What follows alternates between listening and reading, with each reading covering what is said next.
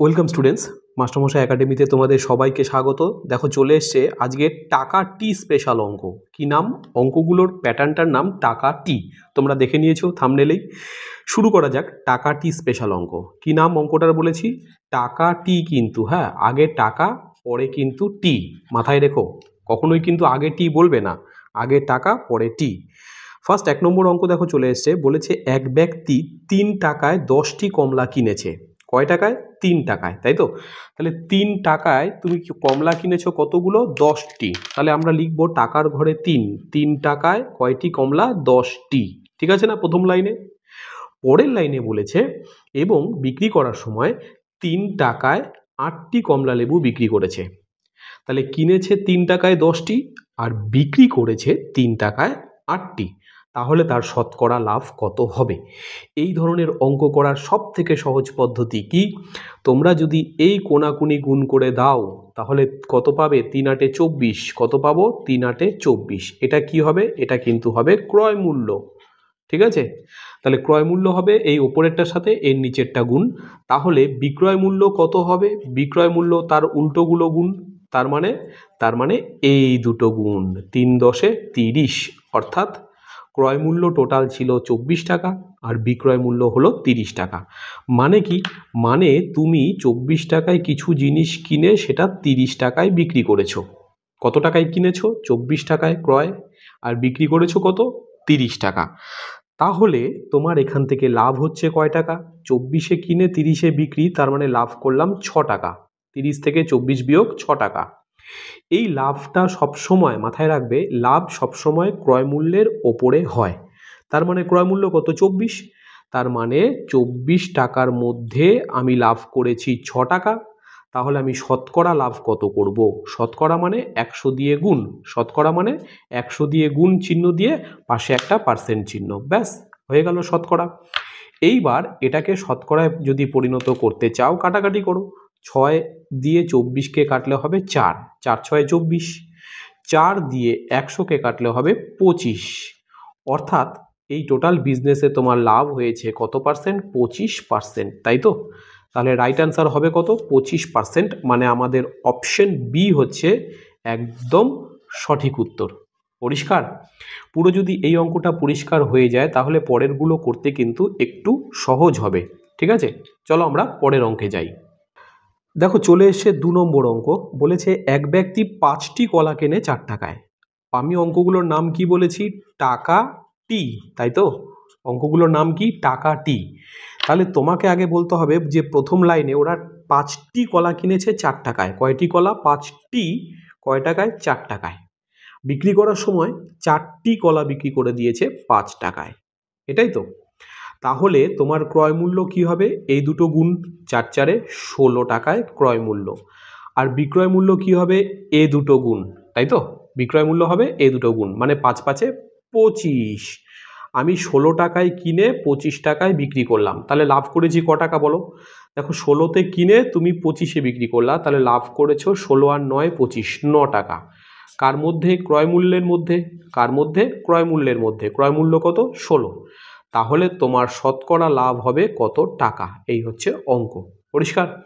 এবার এটা একটু কাটাকাটি করতে হবে। 4 দিয়ে কেটে দিই, 4 25-এ 100, 4 দিয়ে কেটে দিই, 4 4 16, আর যাবে না। তাহলে 9 25-এ হবে 225 আর নিচে থাকবে তোমার একটা 4, এত পার্সেন্ট। এটাকে মিশ্র ভগ্নাংশ বানালে 4 5 20 আর 2 25, 4 6 24, 1 হলে 25, তাহলে 25। তোমরা এটাকে ভাগ করে দেখবে 56.25 পাবে। 225-কে 4 দিয়ে ভাগ করবে রাফে গিয়ে, পাবে কত? 56.25। অর্থাৎ রাইট অ্যান্সার তোমাদের কিন্তু আসবে একদম অপশন ডি, তাই তো? রাইট অ্যান্সার আসবে অপশন ডি। এটা হয়ে গেল রাইট অ্যান্সার। চলো এরপরে আমরা নেক্সট অঙ্ক দেখি। দেখো চলে এসে আজকে 3 নম্বর অঙ্ক। কি বলেছে? এক ব্যক্তি 10 টাকায় 12টি লেবু কিনে। দেখো অঙ্কের নাম বলেছি টাকা টি, এটা লিখে নেবে। তাহলে প্রথমে কয় টাকায়? 10 টাকায়। কয়টি লেবু কিনেছে? 12টি। কিন্তু বিক্রি করার সময় 12 টাকায় বিক্রি করে দিয়েছে 10টি। তাহলে মোট ক্রয় মূল্য কি হবে? এ দুটো গুণ, তাই তো? ওটা হবে ক্রয় মূল্য। ক্রয় মূল্য কত হবে? 10 10 100 টাকা।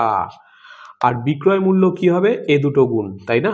তাহলে বিক্রয় মূল্য হবে কত আমাদের, 12 গুণ করলে হয় 144 টাকা। তার মানে তুমি 100 টাকায় কিনে কোনো জিনিস 100 টাকায় কিনে 144 টাকায় বিক্রি করছো, তাহলে লাভ কত, 44 টাকা। কার মধ্যে, 100-র মধ্যে। আরে ভাই 100-র মধ্যে যেটা হয় ওটাই তো পার্সেন্ট, তার মানে লাভ হয়েছে 44%, তাই কি না বলো? মানে তুমি এরকম করতে রাফে গিয়ে দেখো যে 100-র মধ্যে লাভ করলে 44, তাহলে শতকরা লাভ কত, 100 দিয়ে গুণ, 100 কেটে দাও, ওই উত্তর 44ই আসবে।